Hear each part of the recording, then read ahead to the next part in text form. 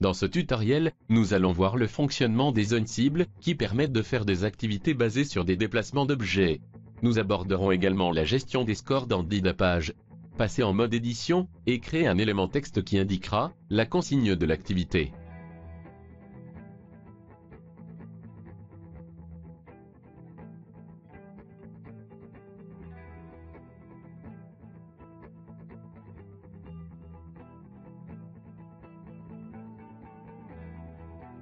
Ajouter un élément image afin d'afficher la coupe du volcan.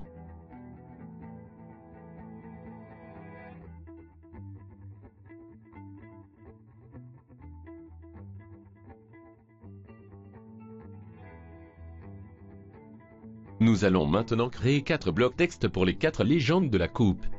Puis ajouter 4 zones cibles qui correspondront aux emplacements où devront être déplacés les éléments texte des légendes.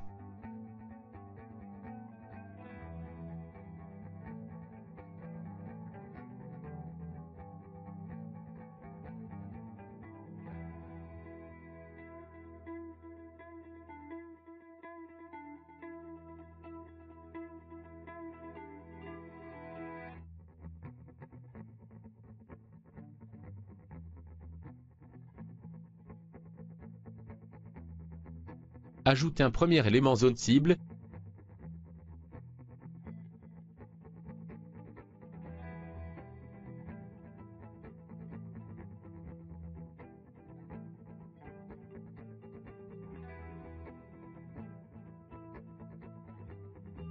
Coloriez-le en vert clair par exemple.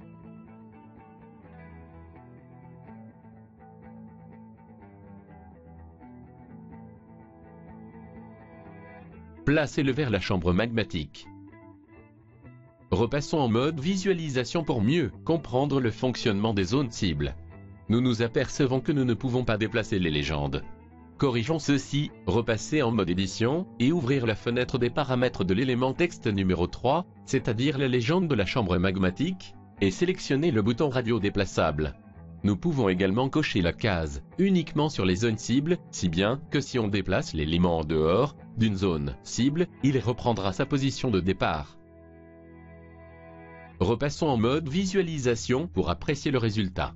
Nous remarquons que le texte se retrouve en dessous de la zone cible, c'est logique, car nous avons créé les éléments texte avant les zones cibles, si bien que ces dernières se retrouvent au-dessus dans la pile des éléments. Ce n'est pas très gênant si on souhaite par la suite rendre nos zones cibles transparentes, mais en règle générale, il convient de placer les zones cibles avant les éléments à déplacer dessus. Nous allons donc placer la zone cible avant les éléments texte. Nous allons également décaler les éléments texte afin de pouvoir laisser la place pour ajouter les 3 autres zones cibles.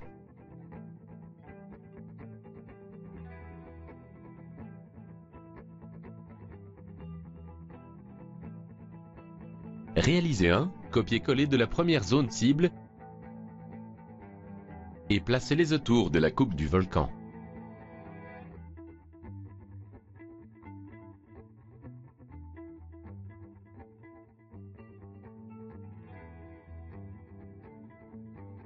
Pensez également à modifier les paramétrages des 3 autres éléments texte des légendes afin de les rendre déplaçables.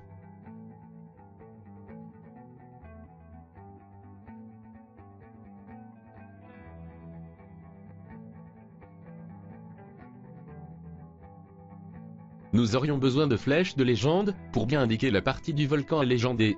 Didapage n'offre pas beaucoup de possibilités pour cela. La méthode la plus simple est d'utiliser un élément, croquis d'auteur,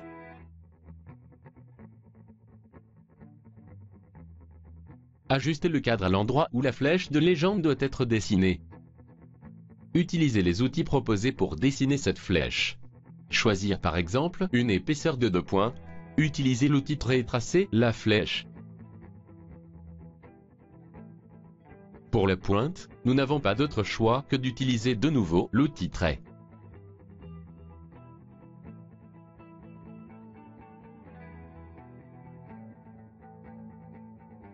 Renouvelez l'opération pour chaque zone cible.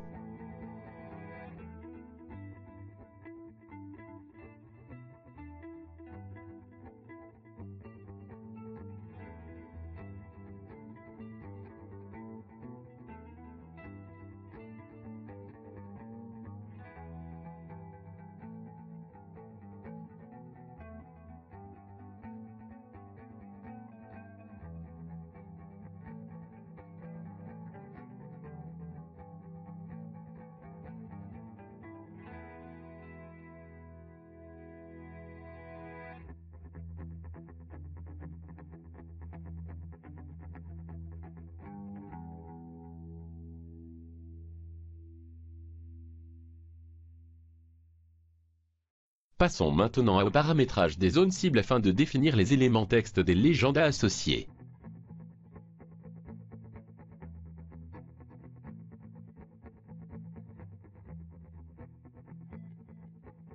Ouvrir la fenêtre de paramétrage de l'élément 3, c'est-à-dire la zone cible placée au niveau de la chambre magmatique. Dans le champ « Juste si contact avec les éléments », tapez 7, c'est-à-dire le numéro de l'élément texte utilisé pour légender la chambre magmatique. Dans le champ « Faux si contact avec les éléments », indiquez 8,9,10, c'est-à-dire les numéros des éléments texte des légendes cheminées, cratères et coulées de lave. Nous allons également ajouter un message « Si juste » en tapant bravo et erreur si faux. Et également indiqué dans le champ point en jeu 1.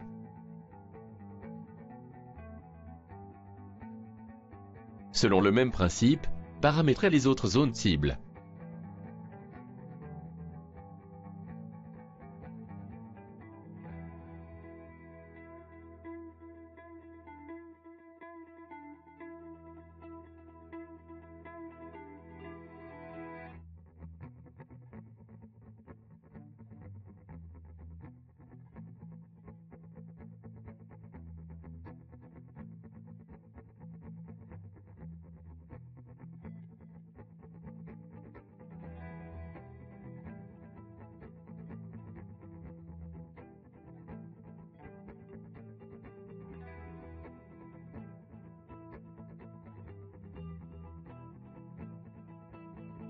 Passez en mode visualisation pour vérifier le résultat.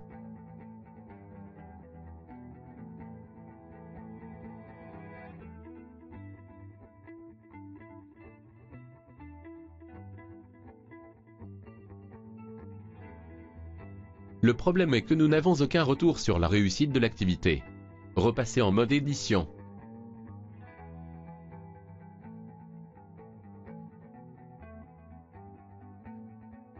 Ajoutez un élément score.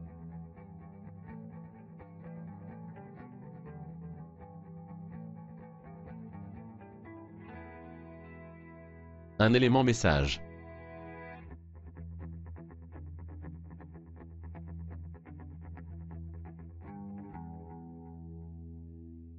Et un élément bouton validé.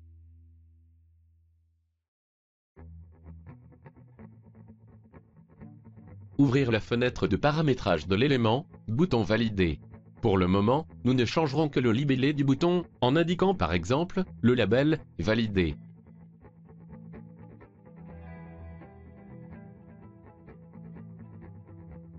Nous verrons plus tard le détail des paramètres de l'élément score, ajoutez juste un titre.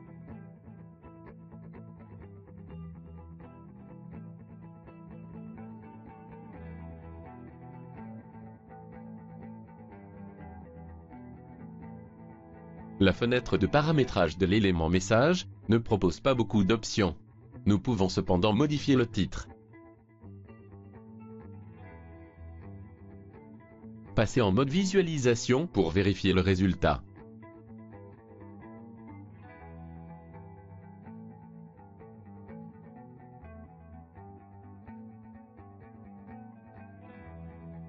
Cela fonctionne, mais l'élément message ne permet pas de savoir où sont les erreurs. De plus, on remarque que si on corrige les erreurs, le score change en conséquence. Si on ne souhaite pas que l'élève puisse pas améliorer son résultat, il faut revenir sur les paramètres du bouton Valider et limiter le nombre de tentatives à 1.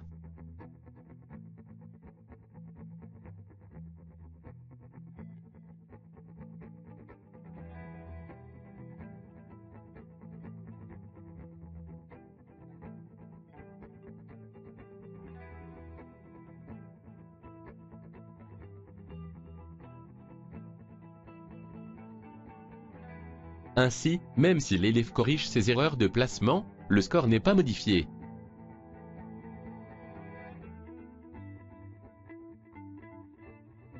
Pour améliorer la position des éléments texte des légendes sur les zones cibles, on peut colorier les bords des éléments texte,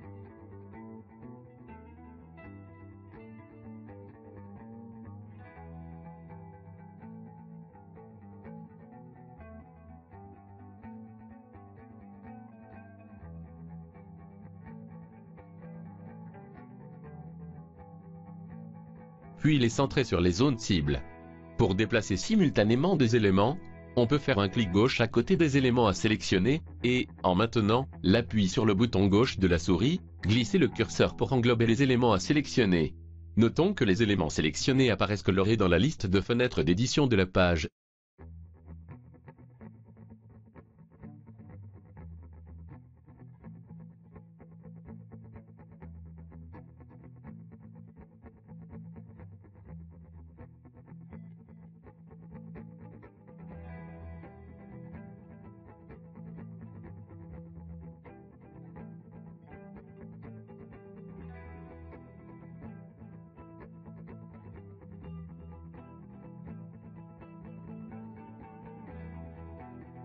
Parfois la sélection d'un élément peut être empêchée par la présence à proximité d'un autre élément.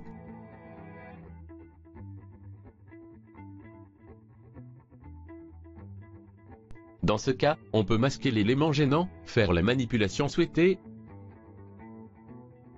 et réafficher l'élément qui avait été masqué.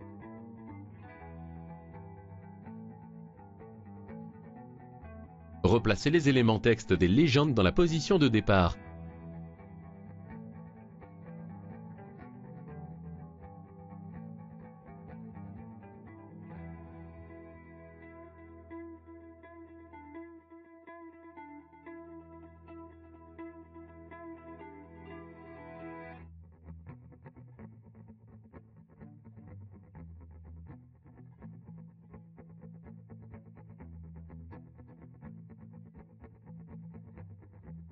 Il faut souvent faire des allers-retours entre le mode visualisation et le mode édition pour améliorer les positionnements.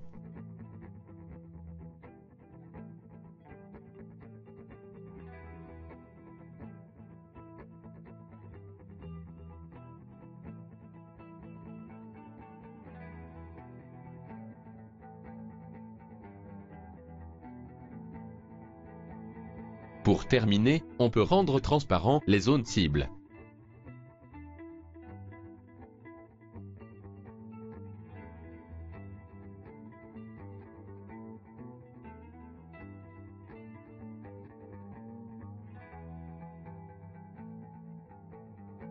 Supprimer les bordures des éléments texte des légendes.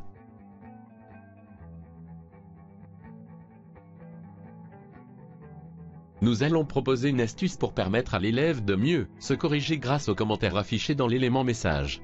La solution la plus simple est d'ajouter un numéro à chaque zone cible. Ajouter donc 4 éléments texte et taper un numéro différent pour chacun.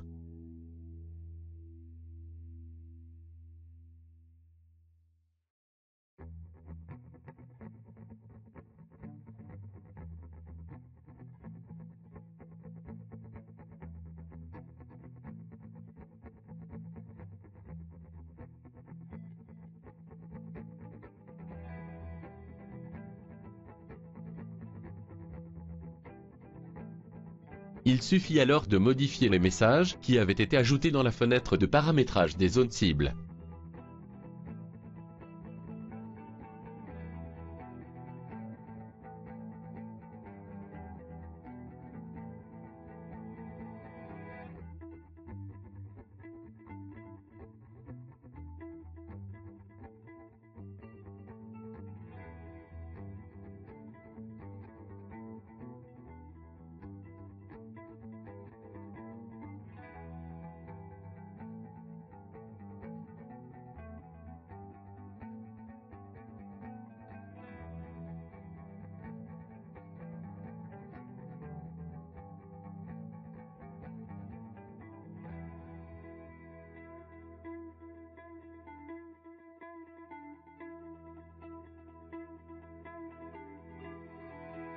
Voyons maintenant une autre façon d'indiquer les erreurs commises par les élèves.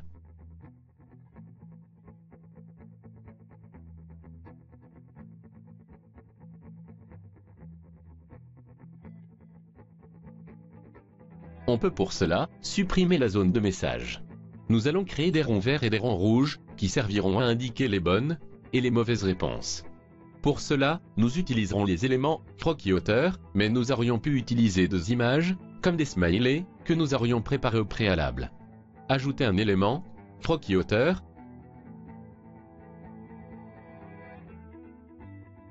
Choisir un bord et un fond vert.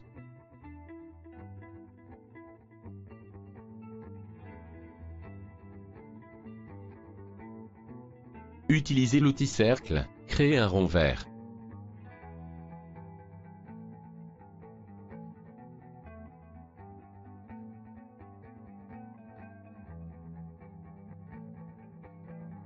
Copier-coller cet élément. Superposez-le au premier rond.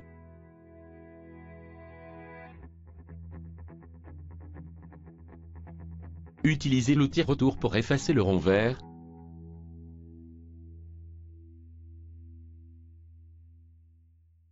Choisir un bord et un fond rouge.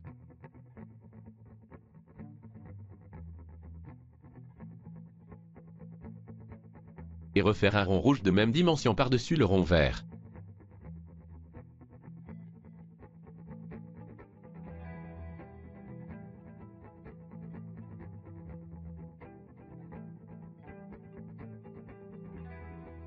Copier-coller les deux éléments croquis-hauteur correspondant au rond vert et au rond rouge, afin d'avoir un lot de ronds pour chaque zone cible.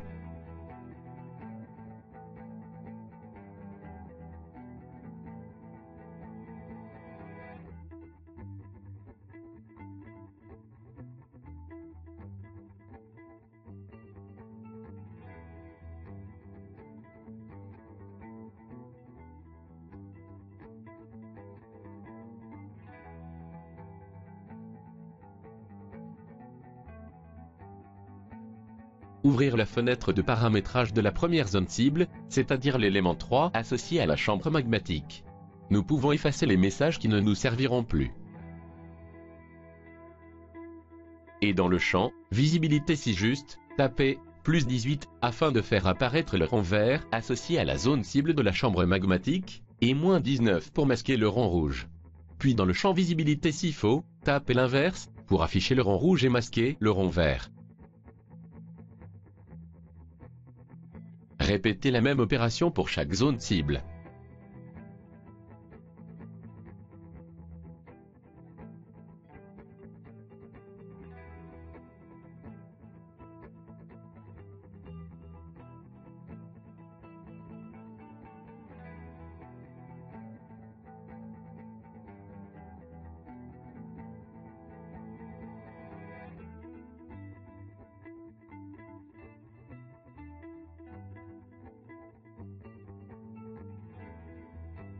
Vérifions le résultat.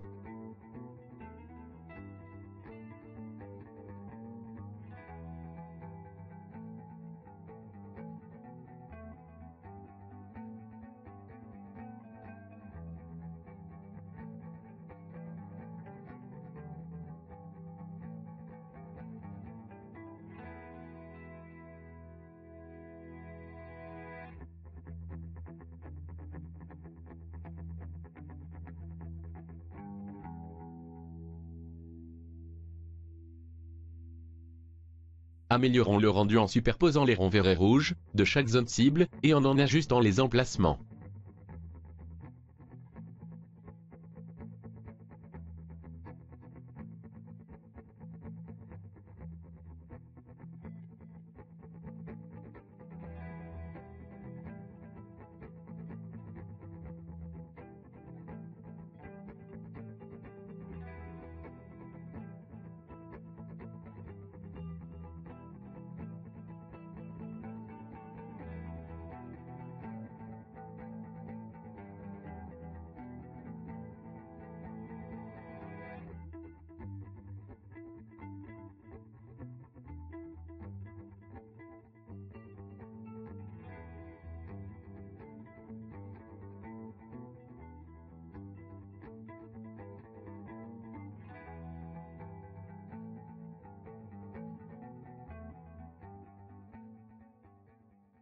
Voici une autre façon d'utiliser l'élément score, toujours dans l'esprit de permettre à l'élève de s'auto-corriger.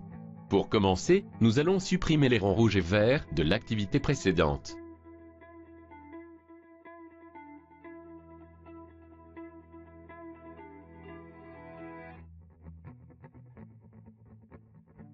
Il faut aussi effacer les appels de ces ronds dans les paramétrages des zones cibles.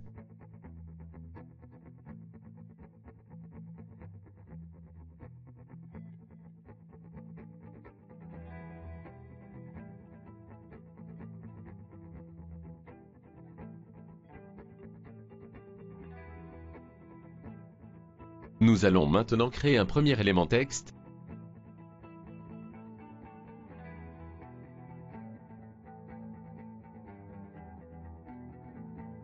que nous colorions en rouge.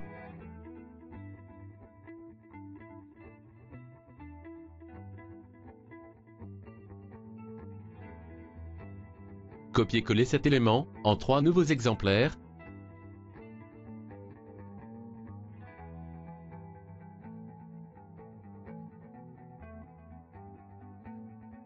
Les colorier en orange, jaune et vert.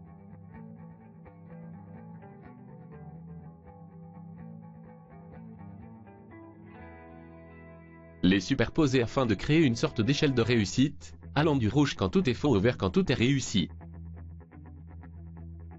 Ouvrir la fenêtre de paramétrage de l'élément score, afin de compléter la partie visibilité liée au score. Sachant que l'activité comporte 4 réponses, et que normalement 3 bonnes réponses impliquent forcément une 4e bonne réponse, sauf si on ne place pas une des légendes, nous définissons que 0% correspondra à tout faux et affichera le rectangle rouge. 25% correspondra à une bonne réponse, et affichera par-dessus le rectangle rouge, le rectangle orange. 50% correspondra à de bonnes réponses, et affichera en plus le rectangle jaune et 100% correspondra donc à l'ensemble des bonnes réponses, et l'affichage du rectangle vert. Ainsi, entrez dans le premier champ 0%, 24% ou une autre valeur inférieure à 25. Indiquez ensuite plus 18 pour que le rectangle rouge s'affiche et moins 19, moins 20, moins 21 pour masquer les rectangles orange, jaune et vert. Et on poursuit sur la deuxième ligne en indiquant 25% et 49%.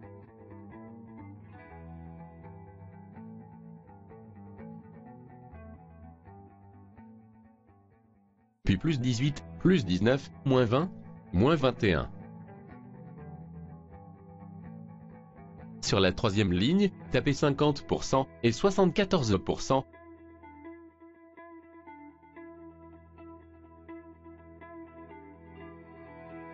Puis plus 18, plus 19, plus 20 et moins 21.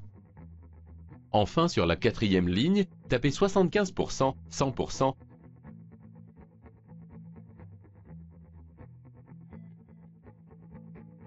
Puis, plus 18, plus 19, plus 20 et plus 21 afin d'afficher les 4 rectangles.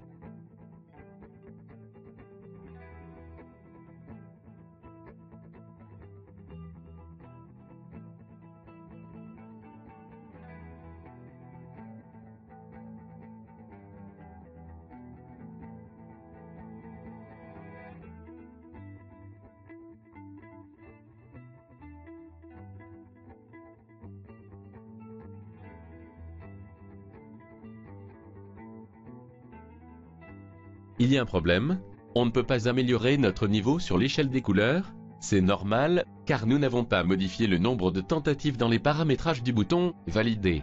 Modifions cela. Effacez le nombre de tentatives.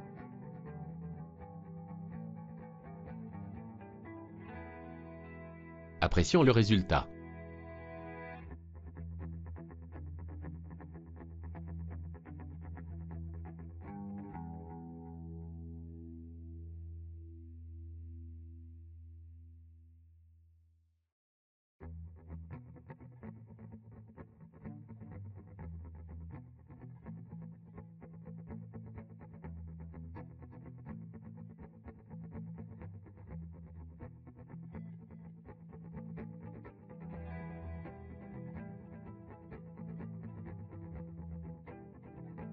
Si on ne souhaite pas que le score apparaisse, on ne peut pas le supprimer, car il contient toutes les informations nécessaires pour l'affichage de l'échelle de couleurs. On peut essayer de masquer,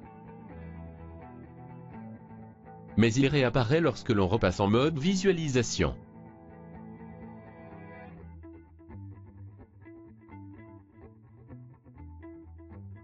En fait, il faut simplement créer un cache blanc placé par-dessus l'élément score.